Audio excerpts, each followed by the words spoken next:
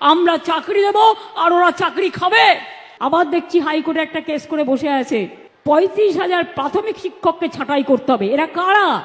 এরা কারা? যারা একদিন আমাদের মন্ত্রিসভায় থেকে একবার ভাবতে লজ্জা করছে না?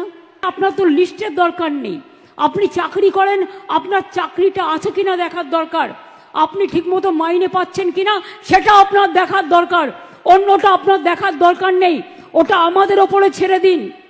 কেন বসে আছেন এই গরমের মধ্যে কষ্ট করে? আপনারা স্কুলে যান।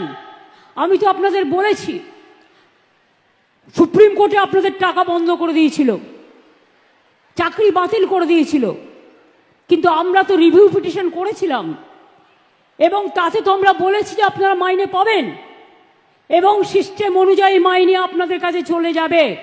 এর জন্য কারো প্ররোচনা দেওয়ার দরকার নেই, দাঙ্গা করার দরকার নেই, উত্তেজনা করবার দরকার নেই। আর গ্রুপ সিডি যেটা বাতিল হয়েছে, আমাদের আইনজীবীদের সাথে পরামর্শ করতে দিন। আমরা আইনজীবীদের সাথে পরামর্শ করে বাদবাকিটাও আমরা নিশ্চয়ই আবার দরকার হলে রিভিউয়ে যাব, এইটুকু বিশ্বাস আমাদের উপর করতে পারেন। যারা আপনাদের চাকরি খেয়েছে তাদের উপর ভরসা করবেন না, যারা চাকরি ফিরিয়ে দিয়েছে তাদের উপর ভরসা করুন, আর যারা আগামী দিনও ফিরিয়ে দিতে পারে তাদের উপর ভরসা করুন।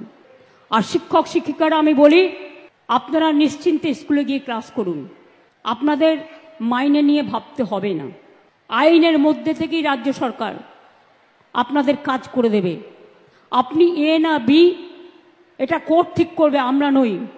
কিন্তু আপনাদের মনে রাখতে হবে, যে যেখানে চাকরি করছেন চাকরিতে ফিরে যান। টাকা কিন্তু ওই যারা আপনাদের ওস্কাচ্ছে তারা দেবে না, মাইনে কিন্তু গভর্নমেন্ট দেবে। আমরাই তো আপনাদের কোর্টে গিয়ে আপনাদের হয়ে ফাইট করে অ্যালাউ করেছি। ত্রিপুরায় 10,000 লোকের চাকরি চলে গিয়েছিল, কোর্ট বাতিল করে দিয়েছিল। বিজেপি সরকার বলেছিল ক্ষমতায় এসে ফিরিয়ে দেবে, আজ পর্যন্ত 7 বছর হয়ে গেল ফেরায় তো নি, উপরন্তু তাদের মাথায় লাঠি মারা হয়েছে। আমাদের সরকার কিন্তু তা নয়। মনে রাখবেন, একটা দাঙ্গা হয়েছে দুঃখজনক, আমরা কেউ দাঙ্গা চাই না। দুটো ওয়ার্ডে ধুলিয়ানে দুটো ওয়ার্ডে হয়েছে, সেটাও বহিরাগতরা কিছু লোককে স্থানীয় সাথে নিয়ে কিভাবে করেছে সে চক্রান্ত ফাঁস আমরা করে দেব। কিন্তু মারা গেছেন যারা, তাদের পরিবারকে আমি কথা দিয়েছি 10 লাখ টাকা করে দেব। তাদের বাচ্চাদের পড়াশুনোর দায়িত্ব আমাদের এমপিরা বলে এসছে, দরকার হলে গভর্নমেন্টও নিতে পারে। তাদের বাড়ি যাদের ভেঙে গেছে বাংলার বাড়ি হবে।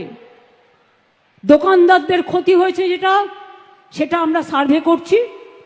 আমি মে মাসের ফার্স্ট উইকে যাব, আমি তখন গিয়ে বাদবাকিটা দেখে করে দিয়ে আসব।